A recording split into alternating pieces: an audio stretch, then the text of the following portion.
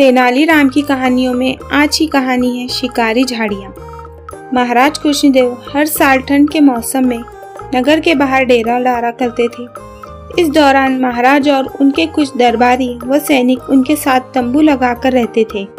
राज्य के सभी कामकाज को छोड़कर उन दिनों गीत संगीत की महफिलें सजती और कभी किस्से कहानियों के दौर चला करते थे। ऐसे ही एक सुहानी शाम में महाराज के मन में शिकार पर जाने का विचार आया। महाराज ने दरबारियों से कहकर शिकार की तैयारियां शुरू करवाई। इसके बाद अगली ही सुबह महाराज अन्य दरबारियों व कुछ सैनिकों के साथ शिकार के लिए निकलने लगे। तेनालीराम महाराज के प्रिय थे। उन्होंने उनसे भी शिकार पर साथ चलने को कहा। महाराज की बात सुनकर एक दरबारी कहने लगे, रहने दीजिए महाराज, तेनालीराम की उम्र हो चली है और अब वो शिकार पर जाएंगे तो जल्द ही थक जाएंगे। दरबारी की बात सुनकर सभी हंसने लगे, लेकिन तेनालीराम ने कुछ नहीं बोले। इतने में महाराज ने तेनालीराम से कहा कि वो दरबारियों की बातों पर ध्यान न दे और उनके साथ शिकार पर चले। महाराज के कहने पर तेनालीराम भी एक घोड़े पर सवार होकर काफिले के साथ चल पड़े। कुछ समय बाद महाराज का काफिला जंगल के बीच पहुंच गया। शिकार के लिए नजर दौड़ाते हुए महाराज को पास ही एक हिरन दिखाई दिया। हिरन पर निशाना साधने के लिए जैसे ही राजा ने तीर कमान पर चढ़ाया, हिरन वहां से भागने लगा और महाराज अपने घोड़े पर उसका पीछा करने लगे। महाराज को हिरन के पीछे जाते देख अन्य दरबारियों के साथ तेनालीराम भी महाराज का पीछा करने लगे। जैसे ही महाराज ने हिरन पर निशाना साधा, वो एक घनी झाड़ियों में जाने लगा।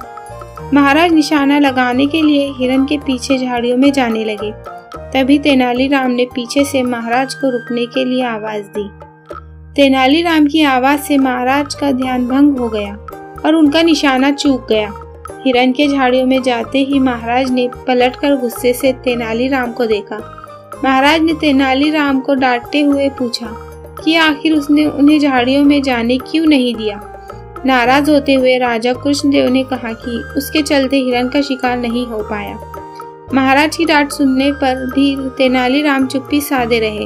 महाराज के चुप होने पर तेनालीराम ने एक सैनिक को पेड़ पर चढ़कर झाड़ियों के उस पार देखने को कहा।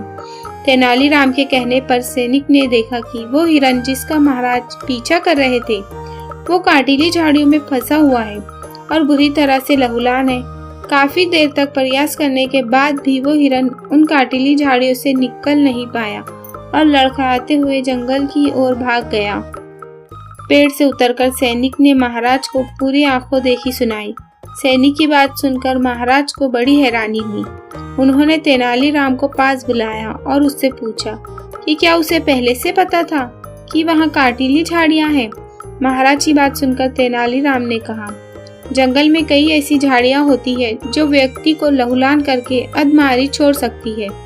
मुझे शक था कि आगे ऐसी ही शिकारी झाड़ियाँ हो सकती है। तेनालीराम की बात सुनकर महाराज उसकी सूझबूझ के एक बार फिर कायल हो गए।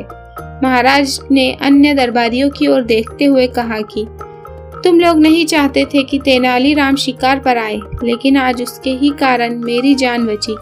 महाराज ने तेनालीराम की पीठ थपथपाते हुए कहा कि तुम्हारी बुद्धि और सूझबूझ का कोई मुकाबला नहीं है।